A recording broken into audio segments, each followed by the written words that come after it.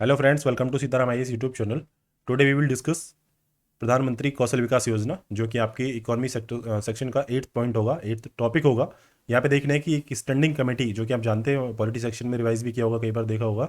Standing committees आपकी parliament में होती है और उनकी मेंबरशिप भी आपने देखी है कि कितने मेंबर्स में होते हैं, हेड कौन होता है। तो यहाँ पे एक पर्टिकुलर स्टैंडिंग कमेटी है जो है कि है labour, textile and skill development के ऊपर बनी थी। उसने PMKVY, जिसके 3 साल हो गए हैं, उसके ऊपर अभी एक रिपोर्ट सबमिट की है।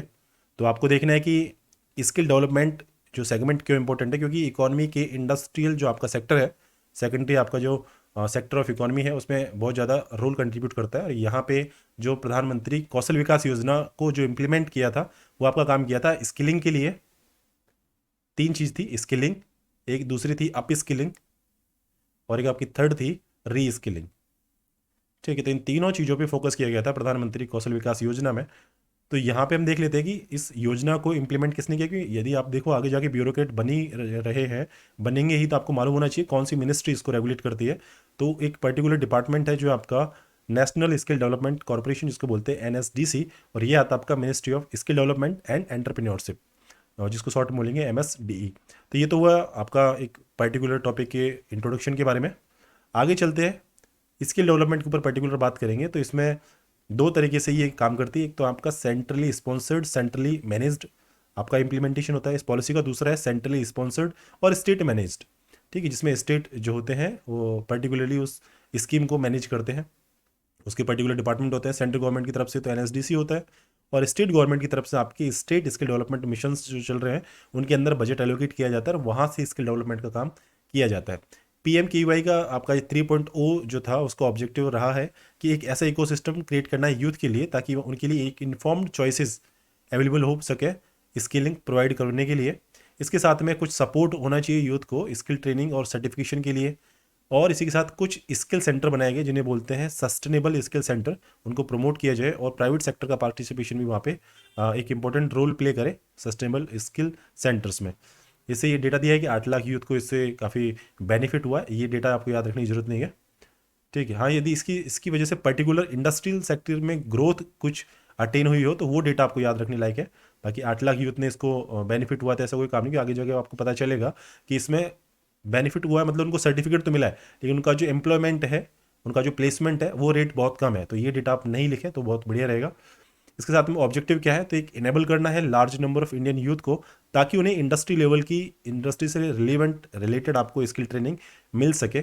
ठीक है, और इसमें जो पर्टिकुलर आपका लर्नर है या एंटरप्रेन्योर है, उसके प्रायर लर्निंग एक्सपीरियंस है, उनको भी ध्यान में रखा जाए। ऐसा नहीं कि मतलब पर्टिकुलर ट्रेनिंग दी जा रही है तो उसमें ये नहीं ध्यान दिया जाएगा उसकी प्रायर लर्निंग एक्सपीरियंसेस क्या है। यदि उसके प्रायर लर्निंग एक्सपीरियंसेस इंक्लूड किए जाते हैं तो उसकी अप स्किलिंग में बहुत ज़्यादा रोल प्ले करेगा। अब यहाँ पे जो टर्म मैं बता रहा हूँ आपको, अप स्किलिंग, ये वहीं पे काम आएगी जब आपकी पहले से उसके पास कुछ लर्निंग एक्सपीरियंस है, तो उन लर्निंग एक्सपीरियंस को देखते हुए उसकी स्किल को अपग्रेड करना होगा अप स्किलिंग। कुछ ऐसे हैं जो स्किल जानते तो हैं, चीज़ें जानते हैं, लेकिन उनको फिर से वो चीज़ सिखाई जाने की जरूरत है बेटर मैनर में, तो वह होगा आपका री स्किलिंग। ठीक है, और एक कॉमन चीज़ इसके बाद में बचा जो है आपका स्किलिंग, जिसमें आपको चीज़ें नहीं पता, एकदम बिल्कुल न्यू, मतलब 18 ईयर्स को जो क्रॉस किए हैं और वो एंटरप्रेन्योर बनना चाहते हैं, कुछ स्किल चाहते हैं, तो उनको जब स्किल दी जाती है तो उसको बोलते हैं स्किल। अब इसमें जरूरी नहीं 18 ईयर्स हो, मतलब ये बहुत यूथ एज होती है जहाँ पे उनको स्किलिंग प्रोवाइड की जा सकती है। बाकी 18 ईयर्स से अबव जो है उनको कुछ नॉलेज होता है, कुछ स्किल्स होती है, उनको या तो अप स्किलिंग की जरूरत पड़ती है या री स्किलिंग की पड़ती है। ठीक है, तो यहाँ पे इस पे ज़्यादा फोकस किया गया है प्रायर लर्निंग एक्सपीरियंस के जो इंडिविजुअल्स के होते हैं उनको एसेस करना और उनको कुछ सर्टिफाई करना, ये चीज़ है।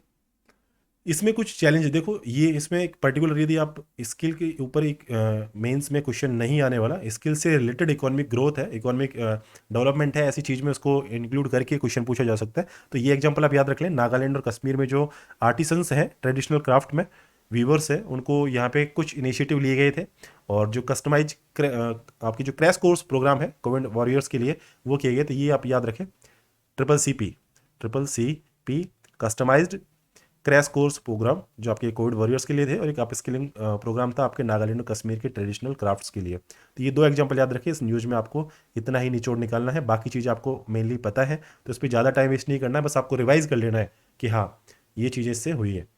पॉजिटिव इंपैक्ट देखने को मिलेगा आपको। देखिए गवर्नमेंट जो इतना फंड अपना यूटिलाइज कर रही है तो उसका बेनिफिट कुछ ना कुछ होना ही है। तो यहाँ पे कि 15% इंक्रीज हुआ है मेन मंथली इनकम और ट्रेनी में, ऐसा ये डेटा जो है देखने लायक नहीं है बिल्कुल भी, कोई जरूरत नहीं है। मेन मंथली इनकम बढ़ेगी, यदि स्किल उसको बढ़ेगा तो बढ़ना ही है, कॉन्फिडेंस बढ़ेगा, टेक्नोलॉजी नॉलेज बढ़ेगा, बेटर एफिशिएंसी आएगी, सब बेसिक पॉइंट है।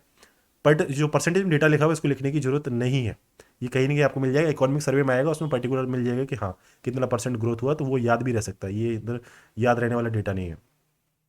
आगे देखिए मेन चीज आपका इंप्लीमेंटेशन में चैलेंजेस क्या है, तो चैलेंज चीज है कि आपके पहला है नॉन यूटिलाइजेशन ऑफ फंड्स को ढंग से यूटिलाइज नहीं किया है, क्योंकि बताया है इसमें कि 72% ही यूटिलाइज हुआ है, आपका 28% फंड तो अभी यूटिलाइज हुआ ही नहीं है PMKVY 3.0 में, जो कि आपकी 2021-22 के ड्यूरेशन में जो फेज था उसमें प्लेसमेंट आपका बहुत लो है।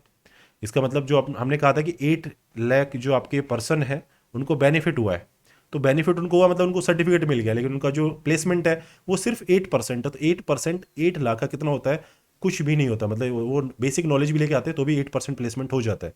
तो ये आपका लो प्लेसमेंट है, ये सबसे बड़ी खामी है इस स्कीम की, ठीक है। और इसको ज़्यादा जोर दे के नहीं लिखना है, वरना चेक करने वाले को पता चल जाएगी आपकी आपकी भी खामी है कि आप किसी नेगेटिव पॉइंट को ज़्यादा दिखाते हैं, उसको ज़्यादा शो करते हैं अपने आंसर में, तो उससे बच के चलना है।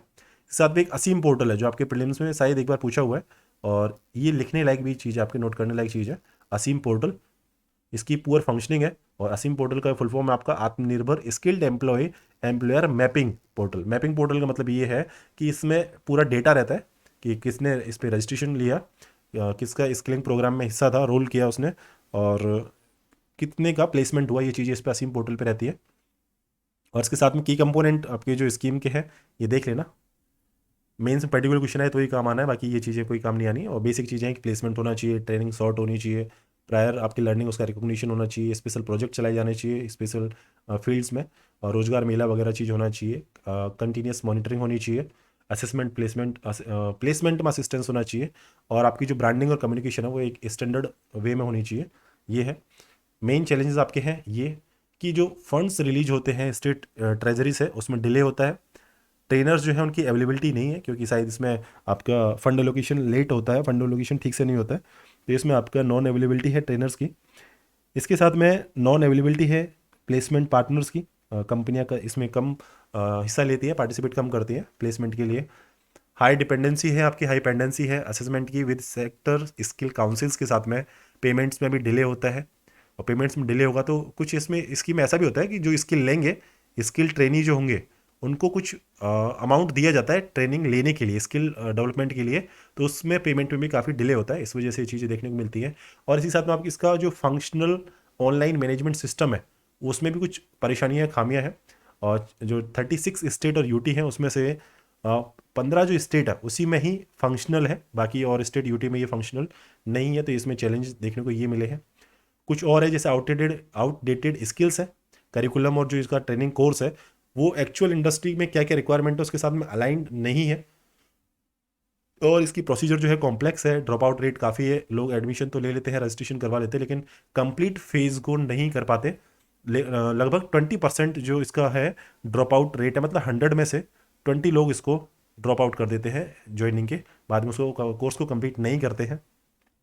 इसके लिए रीजन काफ़ी हो सकते हैं, मेडिकल ग्राउंड है, डिस्टेंस फ्रॉम रेजिडेंस है, ऐसी काफ़ी सारी चीज़ें हैं कि भाई और दूसरी जॉब की वजह से एक्सेसिबिलिटी नहीं बन पा रही है, ऐसे चैलेंजेस होते हैं ड्रॉप आउट रेट में। और ड्रॉप आउट रेट आपका मेनली काम आता है एजुकेशन के सेगमेंट में, जहाँ पे ड्रॉप आउट रेट काफ़ी होता है। और नॉन एस्टेब्लिशमेंट ऑफ प्रधानमंत्री कौशल केंद्र जिसको बोलते हैं PMKK, लगभग 818 PMKK जो बने हैं, कौशल केंद्र बने हैं, उसमें से ओनली 722 केंद्र है वही एस्टेब्लिश हो पाए, बाकी आपके लगभग जो 100 के आसपास है वो तो अभी बने ही नहीं है, जबकि जो अलोकेटेड थे आपके 818।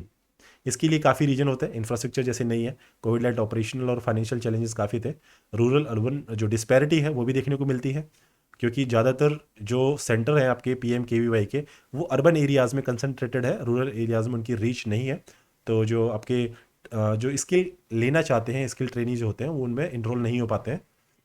तो इसके लिए बेहतर सॉल्यूशन क्या होगा, सॉल्यूशन आप बता सकते हैं, लेकिन सॉल्यूशन में यदि आप इस रिपोर्ट की रिकमेंडेशन दें तो बहुत बढ़िया रहेगा, क्योंकि स्टैंडिंग कमेटी जो पार्लियामेंट्री स्टैंडिंग कमेटी है उसकी रिपोर्ट्स की सजेशंस है तो वो ठीक रहेगा।